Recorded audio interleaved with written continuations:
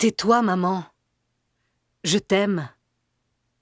Il ne l'avait jamais appelée maman ou mère. Il ne lui avait jamais avoué qu'il l'aimait.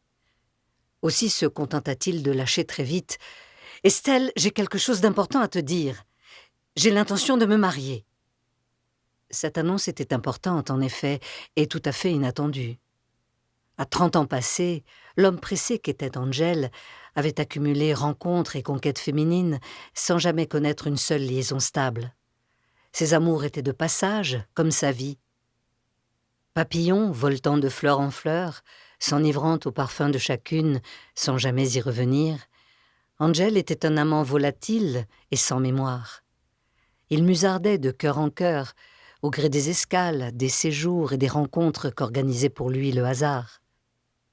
Les femmes étaient des fleurs aux yeux d'Angel, belles, colorées, parfumées, mais fragiles, éphémères et étranges. Car d'un continent à l'autre, d'un rendez-vous à l'autre, ces femmes de rencontre n'étaient jamais que des étrangères. À chaque fleur nouvelle qu'il humait ou qu'il froissait entre ses doigts, il se trouvait en présence d'un mystère insondable. Chaque femme, qu'il l'eût aimée 1 heure, 1 nuit ou 1 semaine, avait pour lui l'apparence du sphinx.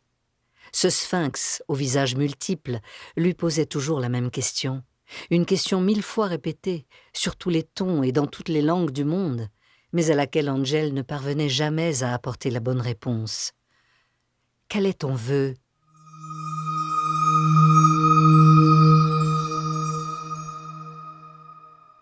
Comme tous les enfants blessés trop tôt et grandis trop vite, il ne savait plus rien de son vœu d'étoile.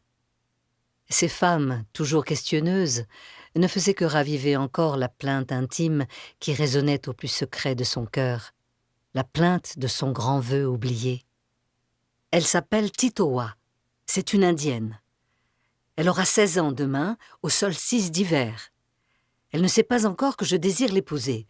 Je lui ferai ma demande demain soir pour son anniversaire.